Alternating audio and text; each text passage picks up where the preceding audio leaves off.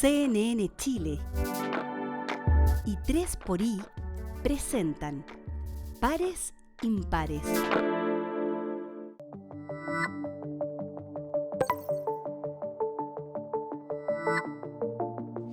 ¿Cómo están? Bienvenidos, bienvenidas a Pares Impares. Estamos tan contentos hoy día porque en esta búsqueda por encontrar otras voces, otras formas de hacer las cosas, hace un buen rato veníamos queriendo tener aquí a nuestro invitado de hoy.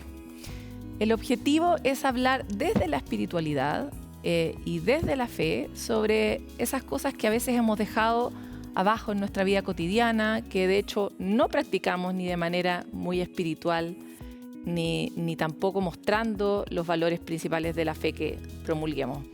Hoy día estamos con Fernando Chomalí, él es cardenal y es arzobispo de Santiago, así que muchas gracias por estar aquí. Muchas gracias por la invitación, Paloma. Queríamos hace mucho rato tener esta conversación, cardenal. Voy a transitar entre cardenal y Fernando. Como quiera. Porque nos interesa mucho la reflexión más profunda y a escala personal en la vivencia de la fe sobre los temas que nos importan acá, y son promover una cultura de la fraternidad. Estamos en una crisis brutal de la cultura de la fraternidad, que probablemente fue la que permitió la evolución humana, y estamos acá tratando de operar este monstruo en el que se ha convertido de alguna manera la sociedad para comprender dónde están esos nudos o esos dolores más profundos. Y desde su rol como cardenal y como arzobispo, y desde su lugar como persona, ¿cuál cree usted que son esos nudos? Bueno, en primer lugar, la fe cristiana nos enseña que somos hijos. Somos hijos, tenemos un Padre Dios, y evidentemente que si somos hijos todos, significa que somos hermanos. ¿Y qué significa la filiación? La filiación significa una dependencia, es decir, la criatura existe por otro, yo existo por otro, me debo a otro, y significa también que necesito de los otros. Y creo que ahí hay el primer mensaje para la sociedad. Cuando queremos vivir como si Dios no existiera, tenemos la impresión que nosotros somos dioses y por lo tanto no necesitamos de nadie. La vida es una guerra constante en la cual tenemos que competir y ganar.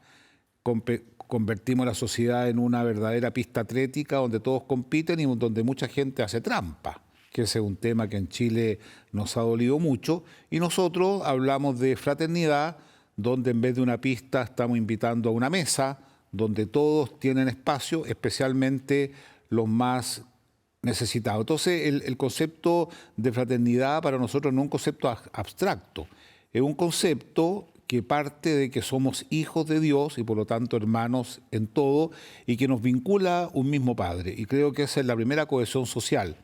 Y gracias a Dios, en Chile eso se ve, porque no hay institución que genere tanta cohesión social como la Iglesia Católica, y eso queda de manifiesto en los cientos de miles de personas que se reúnen en misa todos los domingos, cientos de miles de personas que van a los santuarios, cientos de miles de personas que quieren postular a nuestros colegios, cientos de miles de personas que quieren ir a nuestras propias universidades, porque ven que hay un espacio donde se vence el individualismo y se entra en una dinámica comunitaria.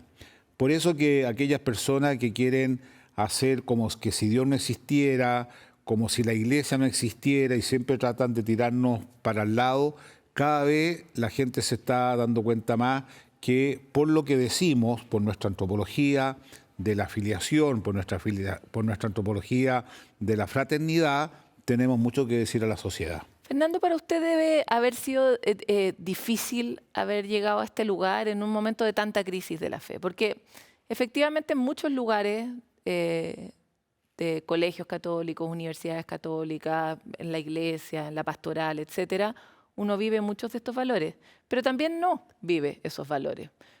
Y lo digo transversalmente, incluso a propósito de su propio comentario inicial. Hay mucha gente que hace trampa, que se reconoce como una persona católica o que transgrede justamente los valores de la fraternidad por los del individualismo, o que fomenta la competencia. Da la impresión de que la sociedad está mucho más transversalmente enferma, ¿no? Y desde ese punto de vista me encantaría saber cómo usted invita a los que han perdido la fe por esas experiencias a volver, o a los que definitivamente no quieren estar en la Iglesia Católica, pero tal vez sí quieren tener una comunidad, porque me imagino que la comunidad no es solo para los católicos. Obviamente.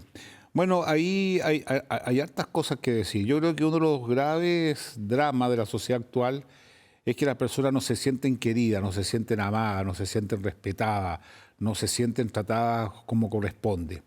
Y por eso es que es muy importante mirar a Jesucristo, que Él tampoco vivió esa experiencia. Él vivió una experiencia de martirio que lo llevó a la cruz, pero es una cruz que tiene una esperanza de la resurrección. Y por lo tanto nosotros siempre, reconociendo que hay serios problemas en la sociedad y también en la iglesia, siempre tenemos un horizonte de esperanza. Y ese horizonte de esperanza no lo damos nosotros mismos, sino que lo da la certeza de la presencia de Dios en medio de nosotros. Y también hay algunas personas que están desencantadas con la iglesia, que están desencantadas con la sociedad, pero por otro lado hay una sed de Dios. Y esa sed de Dios se manifiesta en los momentos de crisis.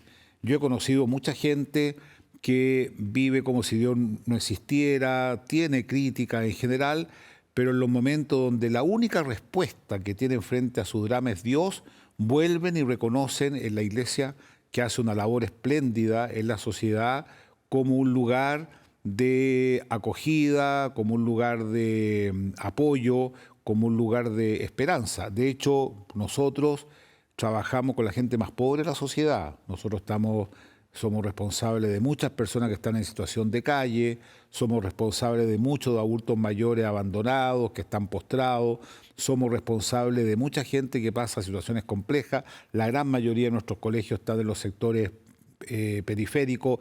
Es muy raro, Paloma, encontrar una parroquia, una capilla que no tenga una obra social.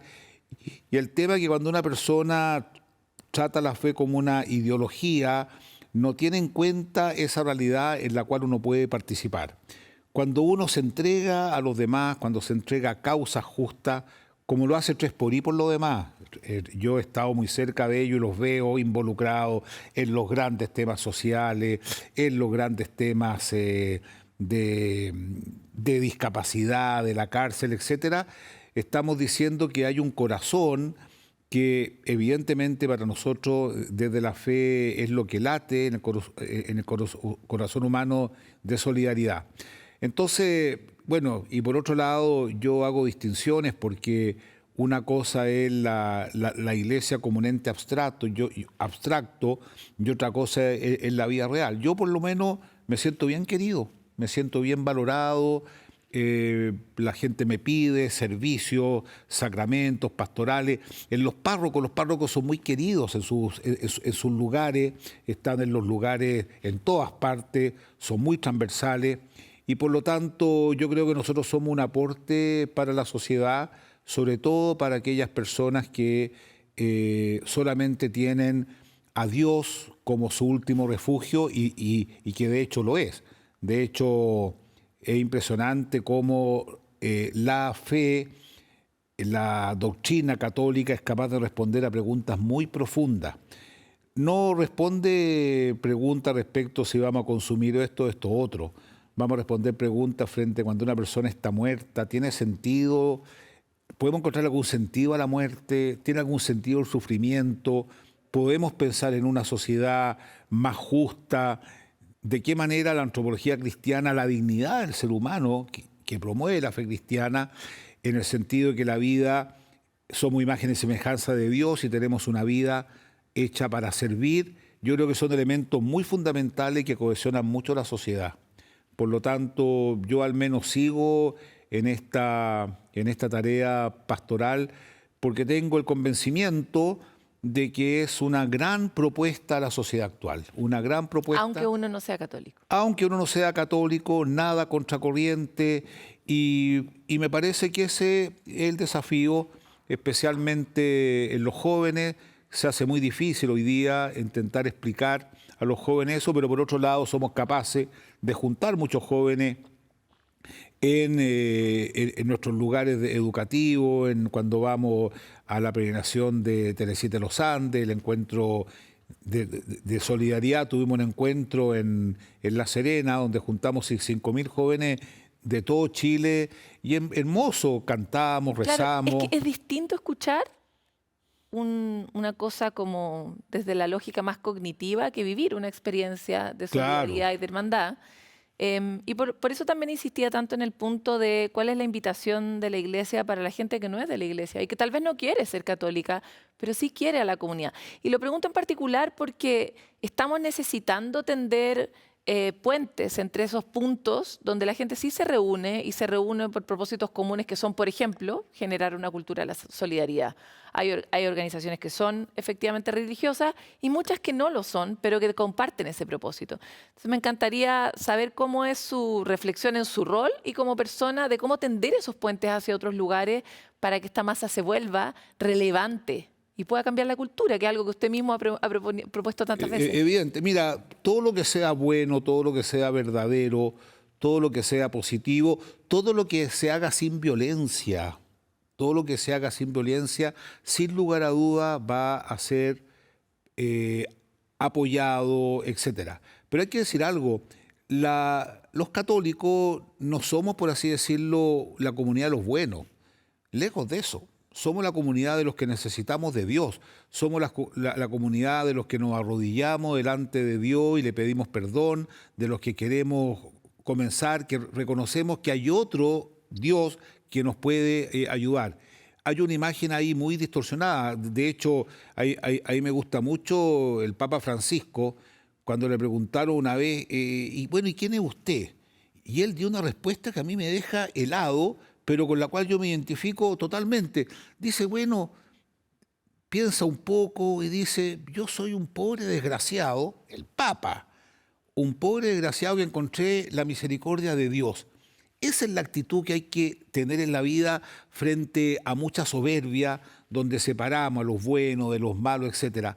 Todos, creyentes, no creyentes, andamos buscando en la vida. ¿Y qué queremos? Queremos ser felices, queremos salir a la calle, saludarnos con los vecinos, queremos tener un poco de comida en nuestra casa, queremos ser tratados bien. Y esa ética, la ética de la justicia mínima, esa ética ya la tiene Aristóteles mucho antes de Jesucristo. Lo que pasa es que nosotros le damos un más, que es justamente el amor gratuito total, que es justamente lo que hace Jesucristo. Jesucristo, siendo Dios, asume la condición de esclavo, le lava los pies a sus discípulos. Entonces, no es o eres católico o no eres católico, no. Es y todos tenemos una ética de bondad, porque no hay que ser católico para darse cuenta que robar es malo, mentir es malo. Nosotros le damos el plus, que es el tema de la misericordia, el tema del amor, el tema de reconocernos necesitados de otro. Esa es la fe. Me gustan los énfasis que hace porque son hartas de las grandes brechas que tiene nuestra sociedad. O sea, por ejemplo, la humildad, ¿no? Estamos en una cultura y particularmente nuestro país es un país bien poco como humilde, tal vez desde una herida, como un cierto complejo, quién sabe, ¿no? Pero más bien donde la soberbia triunfa bastante. Y también poco amoroso en lo cotidiano, ¿no? Bien áspero cuando uno sale a la calle y cualquier persona que venga de alguna manera lo siente. Entonces, me encantaría saber cómo usted cree que uno desatornilla eso, ¿no? Lo que sea que nos haya dolido y nos haya dejado así, uno lo convierte en una cuestión distinta, porque vaya que es distinto estar en un país donde a uno le sonríen, lo tratan amablemente, no lo ofenden, no lo humillan. Es una experiencia bien frecuente entre las personas, la sensación de sentirse humillada. A ver, mira, yo creo que tenemos que partir en Chile por un gran proyecto educativo, que es mucho más que un proyecto de instrucción, es un proyecto de educación, de formación, donde tengamos claro que los seres humanos no hemos sido creados para competir, sino que hemos sido creados para compartir. Hemos sido creados para descubrir las habilidades, las destrezas, los dones que cada uno tiene y ponerlo al servicio de los demás. ¿Qué pasa? El proyecto educativo en Chile está basado en la competencia. ¿En qué sentido? Cuando una persona tiene un hijo, tiene que hacerlo competir para entrar a este jardín infantil. Porque si entra a este jardín infantil va a ir a este colegio, si va a este colegio va a tener estas posibilidades. En el colegio compite con el otro que va a tener mejor nota y por lo tanto es una competencia. Y tenemos que generar un sistema educativo donde se descubran las habilidades de las personas. Hay carreras, por ejemplo, donde los compañeros de curso no se prestan los apuntes, porque eso significa una amenaza para postular a otra cosa. Y eso es la negación misma de lo que somos los seres humanos. ¿Y qué nos pasa? Nos enfermamos. Nos enfermamos. ¿Por qué?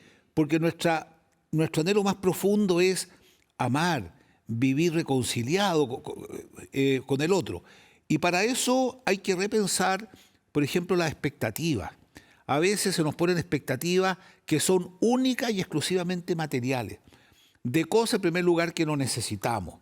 Entonces el desgaste de las familias, de las personas para tener cosas que no necesitamos, nos lleva a una vida absolutamente desquiciada cuando lo que uno necesita no son cosas, son encuentros con personas.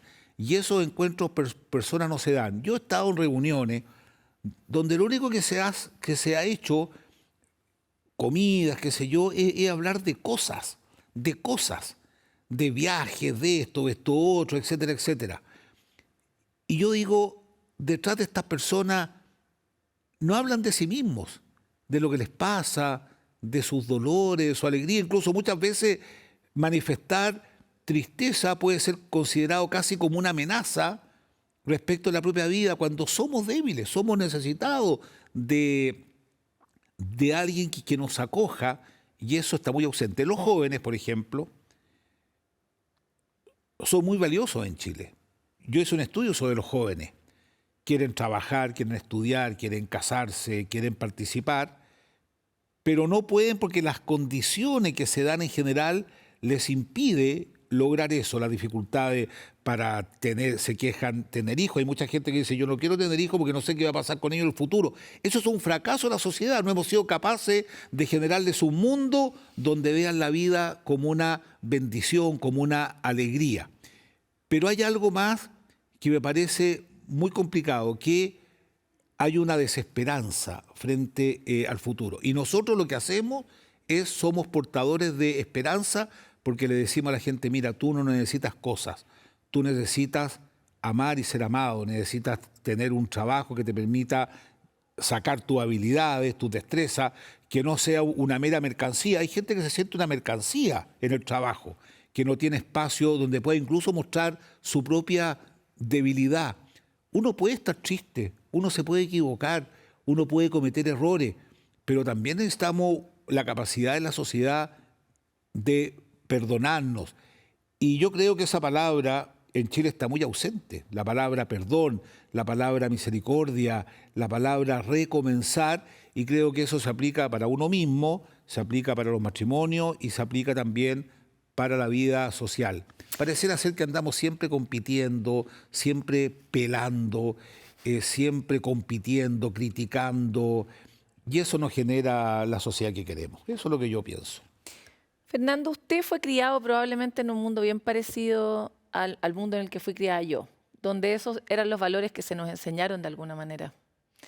Y sin embargo, hoy día este es su lugar, ¿no? Este es su lugar emocional y su discurso también para las personas.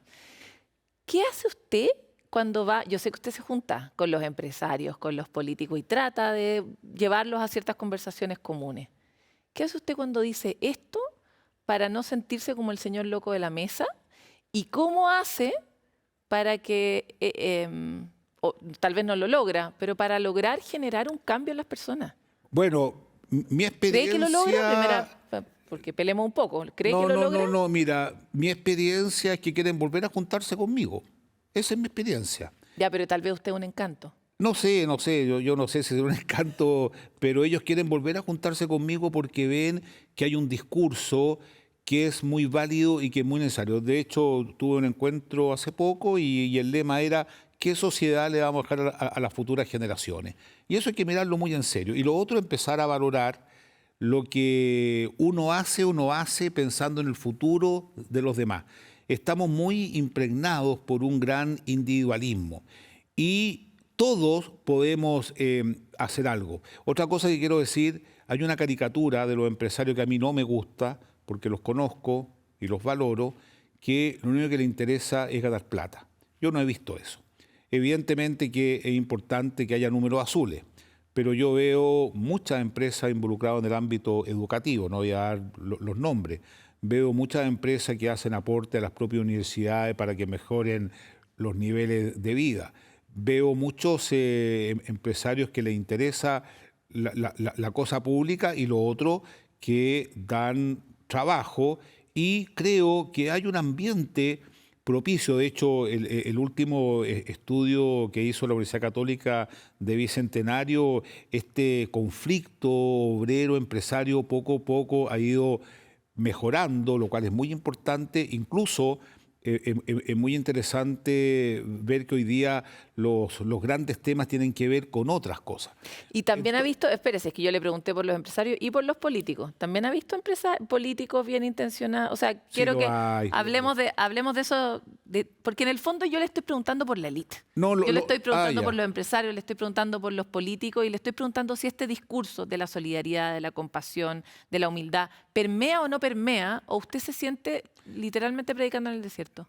O sea, a ver, yo creo que todas las personas en general tienen buenas intenciones. Yo veo alcaldes que realmente hacen un esfuerzo inmenso por su comuna. Veo también políticos que tienen un interés por el bien común.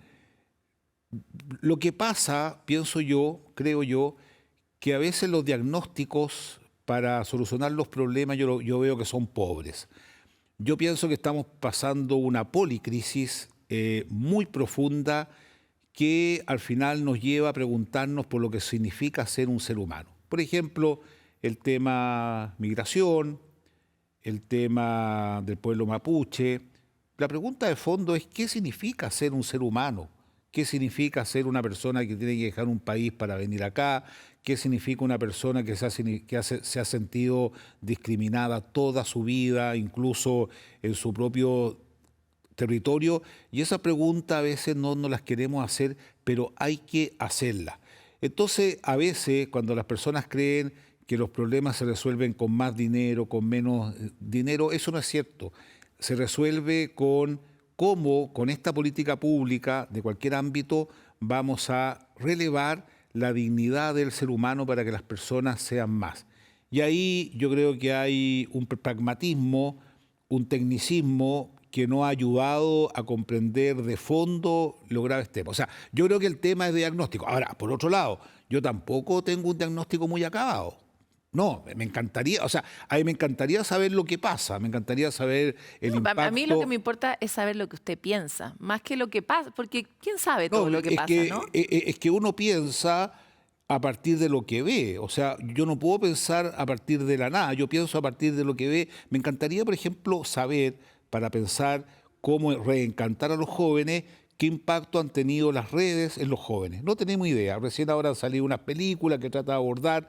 No tenemos idea del impacto que va a tener la inteligencia artificial, por ejemplo, en los temas laborales. No tenemos el impacto que va a tener una natalidad bajísima en Chile respecto de los adultos mayores, que en Chile están muy solos, muy abandonados, muy pobres. Entonces, esta policrisis requiere que miremos el todo más que las partes y que nos fijemos más en los fundamentos que el fenómeno. El fenómeno delictual es un desastre, evidentemente, es una cosa espantosa que está pasando en Chile, pero la pregunta por el fenómeno delictual no se puede entender del fenómeno de que los niños están abandonando la escuela. No se puede entender del fenómeno de que los niños se sienten solos. Hoy día la gran crisis de los jóvenes es que se sienten solos, no se sienten escuchados. Entonces, ¿de qué manera nosotros generamos una un proyecto social, un proyecto socioeconómico donde se abandonan a los jóvenes. Una persona, en Chile las mujeres, le saco el sombrero, no solamente son madres, sino que también muchas son jefes de hogar, muchas, muchísimas. Tienen que desplazarse 2 horas para ir a trabajar, 2 horas para volver, hacerse cargo de los niños, etcétera. Un agotamiento que lo experimentan muy grande porque hemos generado una sociedad en esa línea. Así que, mira, los temas son complejos. Y yo creo que una de las gracias que tienen personas, por ejemplo, como, no voy a dar nombre, una de las gracias que tienen algunas personas es que son capaces de mirar esto de una manera más amplia y es lo que necesitamos hoy día. ¿Usted siente que estamos porque estamos en año electoral, donde no salen necesariamente nuestras mayores virtudes? ¿Usted cree que estamos en un momento de mayor encuentro? Nos da la impresión a veces, cuando miramos sobre todo, por ejemplo, los estudios del año pasado, las elecciones, que los chilenos y chilenas están reclamando por un lugar común donde podamos vivir todos. ¿Tiene usted esa sensación o soy yo demasiado optimista? Mira, yo te puedo contar mi experiencia en Concepción, donde estuve 13 años, y de hecho todavía me equivoco y digo arzobispo de arzobispo Santiago. O sea, es que Concepción es una drogadura. Porque se me metió difícil, en el corazón. No Claro, en el corazón se me metió después de tantos años. Mira, en Concepción, aquí en Santiago, he hecho convocatorias. He convocado, por ejemplo, a los candidatos a alcalde y concejales y gobernadores. He hecho convocatorias con personas que trabajan en el ámbito social. He hecho convocatorias, etcétera. Y fíjate que yo la he hecho sin ninguna esperanza y se ha llenado de gente. Y en el fondo, eso representa 2 cosas. Uno, que la Iglesia tiene una capacidad de convocar más allá de que si tú piensas A o B. Eso es así. Y yo soy testigo en esa convocatoria que hicimos a los candidatos a alcalde, que nos sacamos una foto los de la UDI, republicano, el Partido Comunista, el Partido Socialista, porque ¿sabe lo que pasa? Antes de pensar este modelo, esto otro, somos seres humanos donde tenemos necesidades, donde tenemos ganas de encontrarnos con los amigos, etc. Lo mismo pasó con muchas convocatorias, y ni decir las convocatorias religiosas, donde va mucha gente. Y hay interés por saber lo que piensa la Iglesia. De hecho, hice ¿cómo se llama esto? Un live, no sé, por las redes, para hablar sobre la eutanasia, por ejemplo. Y había mucha gente. ¿Ah? Usted es muy moderno. Yo estoy en todo. Oiga, y ya que Yo estoy en todo... Instagram, TikTok, Twitter, en todo. Oiga, ¿y no debería ser un debate presidencial? Pero no debate, sino una conversación presidencial. Bueno, tengo que pensarlo. Convocarlo a todos, porque si logra traerlo a todos. No, sí lo vamos a hacer. Lo vamos a hacer, pero hay que esperar que se sepa más o menos quiénes van a ser. ¿Quiénes van a terminar? Y yo, ¿qué les pediría? ¿Qué les pediría? Les pediría que le den a los jóvenes, que nos den a nosotros ahora un gran ejemplo de civilidad. ¿Y qué significa eso? No atacar al otro, sino que exponer y también tener la capacidad de reconocer que nadie está 100% equivocado y nadie tiene 100% la razón. Entre todos la tenemos que buscar. Hay un teólogo suizo, un hombre muy inteligente, que decía: la verdad es sinfónica. Entonces, cuando uno piensa que va a ganar atacando al otro, riéndose del otro, los memes son muy dañinos, y en eso yo pienso que tendríamos que volver a respetar directamente la figura del presidente.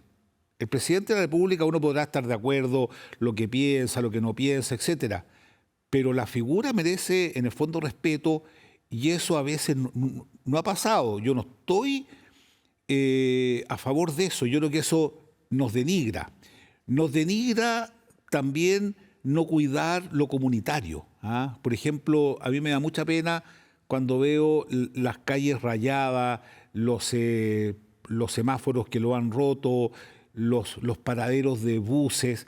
Eso hay que cuidarlo, porque una señora va en la mañana a tomar la micro para ir al trabajo. Es decir, volver a decir, pensamos totalmente distinto respecto de todos los temas, pero hay algo que no se toca, que es el respeto al ser humano. Y creo que en eso hemos perdido mucho terreno y lamentablemente hay muchas personas que creen que a través de la violencia verbal, física, la violencia tuitera va a lograr algo y lo único que hace es bajar el nivel. Hay una frase, hay una palabra que a mí me gusta mucho a propósito de un documento de la Iglesia sobre las universidades católicas. Y decía, tenemos que aspirar a una cultura superior. Y la cultura superior es que antes de nuestra condición social, religiosa, económica, etcétera, somos seres humanos y eso no se toca, la dignidad. Y creo que en eso estamos muy, muy, muy al debe y yo si puedo lograr algo así, creo que le haría un bien inmenso al país. Cardenal, vamos a ir a una escala mucho más personal e íntima suya. Y me encantaría saber qué causa realmente lo conmueve, pero en serio lo conmueve. O sea que para mí, por ejemplo, es la infancia. La infancia es algo que me desarma, ¿no? Sobre todo por el nivel de ausencia que tenemos como sociedad en el cuidado de la infancia. Bueno, a mí me conmueve muchas cosas. En primer lugar, me conmueve cuando a alguien le va bien. ¡Puh! A mí, cuando a alguien le va bien, a mí me saca lágrimas. Por ejemplo, una señora, un matrimonio, que se saca el pan de la boca para que su hijo estudie. Y el hijo se recibe de médico, se recibe de abogado, se recibe de tecnólogo, se recibe de administrador. A mí eso es una maravilla de belleza. El esfuerzo se ve cumplido. Eso, detrás de eso hay esfuerzo, hay sacrificio, hay de todo. A mí eso me conmueve. Lo otro que me conmueve son las personas con algún tipo de discapacidad, sobre todo intelectual, en una sociedad tan exitista donde la gente se distingue entre inteligente y no inteligente. Hay un logocentrismo y sucede que hay personas inteligentes que se portan pésimo y la gente como que les permite porque son inteligentes. Entonces las personas que no tienen esa inteligencia que entendemos nosotros, la inteligencia cartesiana, y que trabajan, etcétera, a mí me conmueven mucho. Nosotros en Concepción hicimos muchas obras en favor de los jóvenes con síndrome de Down. Hay 30 trabajando en este minuto en lavandería, cafetería, en el arzobispado, en la universidad, en los colegios, y verlos trabajando felices, contentos, con sus lucas a final de mes, a mí eso me conmueve. Y lo otro que me conmueve mucho son esas personas que están enfermas y que tienen preguntas muy profundas. Eso es una experiencia propiamente sacerdotal, que uno se enfrenta con alguien que sabe que está al final de sus días, y esas son conversaciones muy, muy, muy íntimas, muy privadas, muy conmovedoras, y siempre uno sale diciendo, ¿quién soy yo? ¿Quién soy yo para que esta persona pueda explayarse en temas tan profundos respecto a sus vidas? Bueno, y vivo conmovido también con el arte. El arte también a mí me conmueve mucho, le tengo una simpatía muy grande al mundo artístico. Acabamos de hacer un proyecto precioso, 30 artistas, 30 pintores. Hicimos 30 sagrarios que los llevamos a las capillas más desprovistas. Muy lindo el proyecto realmente. Oye, y el asunto que tú entregas 30 cajas de madera y después de 3 meses hace una exposición con unos sagrarios maravillosos, con pintura y con la mano, uno dice, pero esto, o sea, el ser humano es una maravilla.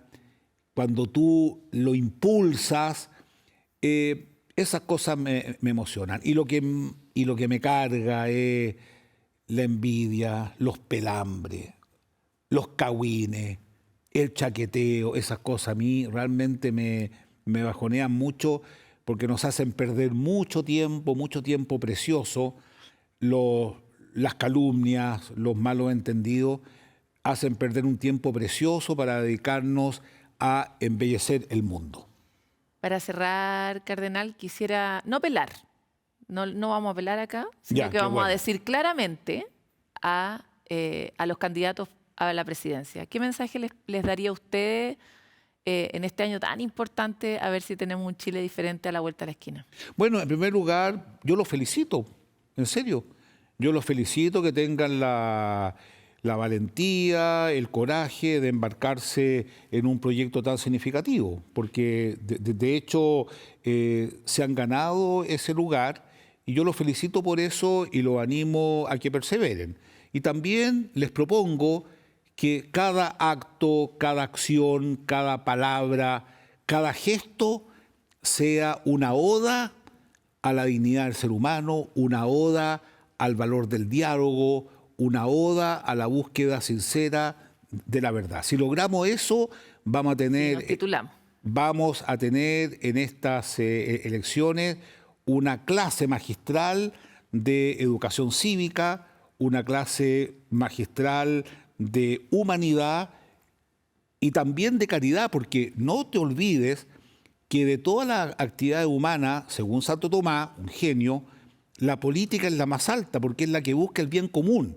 Y sería genial que este tiempo sea un tiempo donde podamos reconocernos como los buscadores del bien común y que nos alegremos todos del proceso que se hizo con buenas palabras, que se hizo con gestos altruistas. Y yo creo que tienen esa capacidad. Y si yo les puedo ayudar en eso, sin lugar a duda que lo voy a hacer. Yo creo que si usted organiza su conversación con políticos o su debate político, eso va a ocurrir de mejor manera. No, y si le pedimos a CNN que lo transmita mejor, porque ya estamos listos. Yo se lo firmo aquí. Ya. Aquí mismo se lo firmo. Ya, lo hacemos acá, pero ayuda a convocar. Aquí lo vamos a hacer. Muchas gracias por estar aquí en Pares Impares. No, a ustedes, muchas gracias por la invitación y un gran programa. Gracias. Gran cosecha.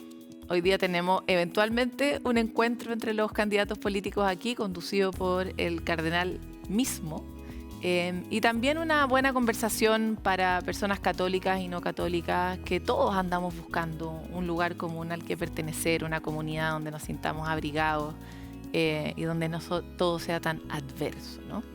Así que vamos a una pausa y volvemos con más de Pares Impares.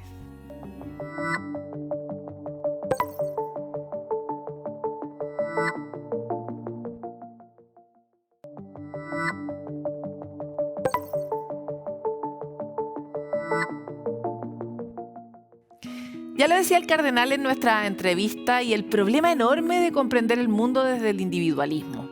Parece que esta enfermedad ha dañado las bases más importantes de nuestra sociedad y de nuestra organización. Y es por eso que queremos hablar sobre los riesgos y sobre todo los malos impactos que ha tenido la cultura del individualismo en nuestra vida cotidiana. Veámoslo en la siguiente animación. El grupo nos protege, y esto parece ser una constante entre diversas especies vivas en la Tierra. Aunque no lo creas, las plantas se comunican. Lo hacen para compartir nutrientes, pero también para alertar a tiempo sobre cualquier tipo de amenaza que las ponga en peligro. Los mamíferos viven en manadas. Los adultos enseñan, alimentan y protegen a los jóvenes, que son más vulnerables frente a los depredadores. Incluso, las aves y los peces se mueven en grupo, se cuidan y hasta se impulsan con el viento de cola de sus compañeros. El colectivo es la clave que nos permite sobrevivir y evolucionar.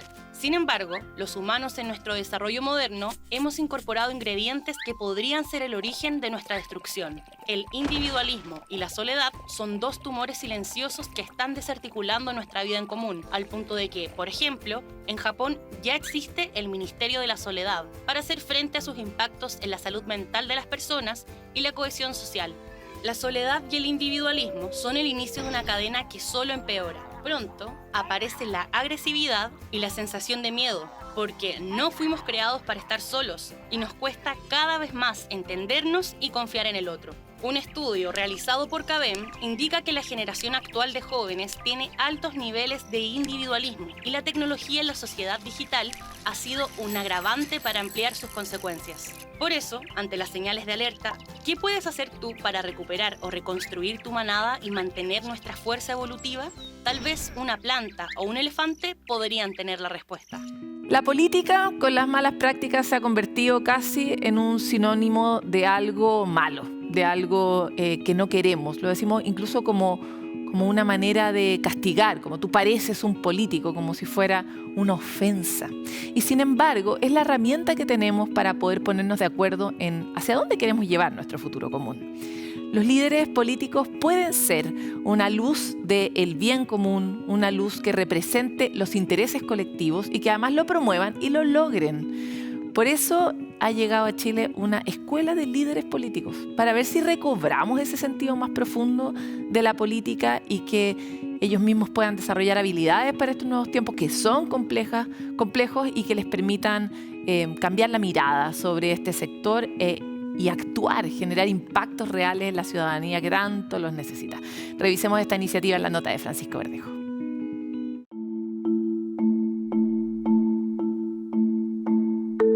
Marcar tu candidato y depositar el voto en la urna. Una acción clásica de una sociedad democrática que tiene un trasfondo mayor. En esa papeleta no solo va un candidato, sino que es un acto de confianza. Sin embargo, es esta misma la que está en crisis. Las personas sienten sospecha, recelo, suspicacia, aprensión y desconfianza. Al menos en nuestro país, solo 1 de cada 10 personas se fía de los políticos. Un 1% confía en los partidos políticos, otro 1% en los parlamentarios y un 14% en el gobierno. Bueno, en este minuto se espera muy poco. Es difícil tener esperanza en ellos. De verdad, yo hace rato que dejé de poner mi confianza en ellos. Que puedan llegar a diálogo y en conjunto para encontrar beneficios para la gente al final. Que sea un político dialogante, que se dé con el pueblo, que se dé con la gente.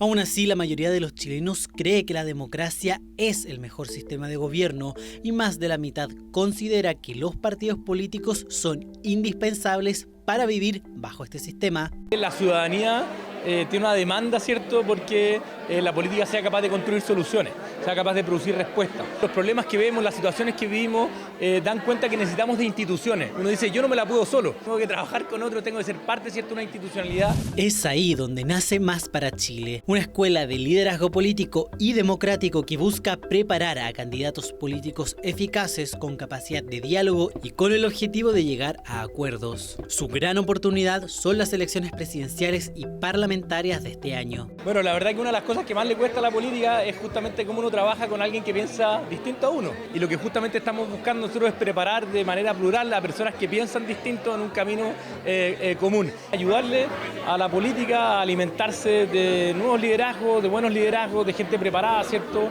A aportar al mundo de los partidos políticos, aportar también a quienes están en caminos que quizás van por fuera de los partidos políticos. Un espacio que también es propiciado por la Universidad de Chile y Católica con el fin de aportar a su experiencia formativa para la construcción de la democracia. En este momento estamos llamados a abrir las puertas, a abrir nuestros espacios formativos para recibir a muchas personas distintas, de edades distintas, ¿no?, de sectores distintos, de ideas políticas distintas.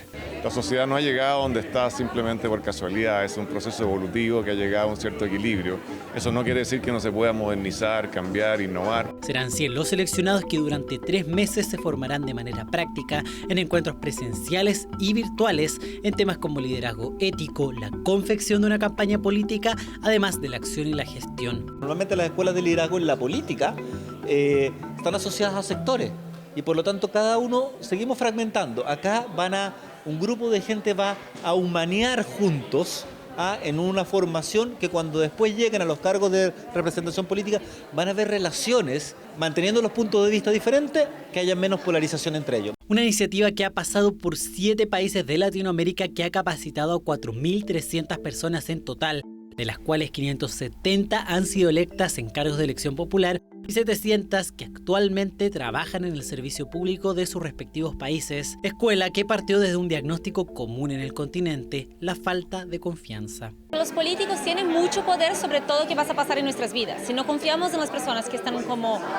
manejando el carro, que son los países, no vamos a querer estar en estos países, vamos a estar mucho más susceptibles a alternativas antidemocráticas. Así que necesitamos de más liderazgos democráticos trabajando para nuestros países. Los ingredientes para que surja la confianza son la escucha, el respeto, el consenso y las acciones, algo que la ciudadanía aún no ve. El 79% cree que el conflicto político más alto y estable es entre el gobierno y la oposición. Es por eso que el lanzamiento de Más para Chile contó con protagonistas de la esfera política. Volver al origen, al contacto con la gente. Las personas, su primera necesidad es ser oídas, es ser acogidas en sus necesidades, es ser escuchadas y que el político pueda representar aquello. Yo creo que lo primero es respetar al que está al frente tuyo. Entender que quien está frente a ti no es un enemigo, sino que es alguien que tiene ideas distintas y que juntos podemos construir algo común. Y ese debería ser el objetivo si es que todos trabajamos al servicio del país y poniendo el bien común por delante. Ser un líder no solo implica ocupar un cargo o convocar a nivel masivo, significa entender los cimientos de la democracia y ayudarla a evolucionar. Tenemos que encontrarnos, tenemos que conversar, tenemos que discutir, tenemos que atrevernos a no estar de acuerdo y ante ese no estar de acuerdo plantearnos distintos puntos de vista y decir, bueno, qué bueno que tenemos distintos puntos de vista, ahora busquemos dentro de esos 100 puntos de vista 4 o 5 que converjan. Más para Chile finalizó sus inscripciones recibiendo más de 1.500 postulaciones y durante los próximos días se darán a conocer quiénes fueron seleccionados para tender los primeros grandes puentes que abrirán paso a mejorar la política y así impactar en la cohesión social.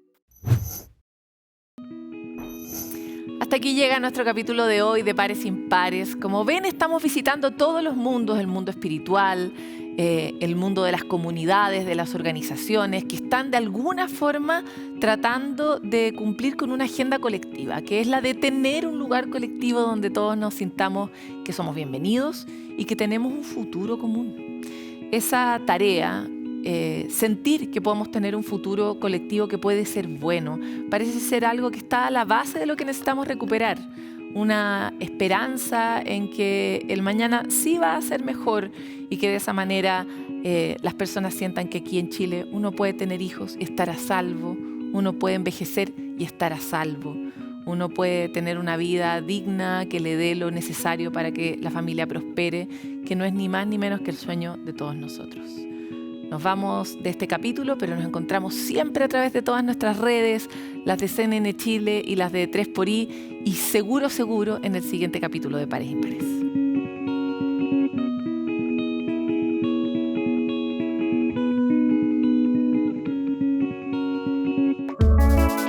Pares Impares fue presentado por CNN Chile y 3xI.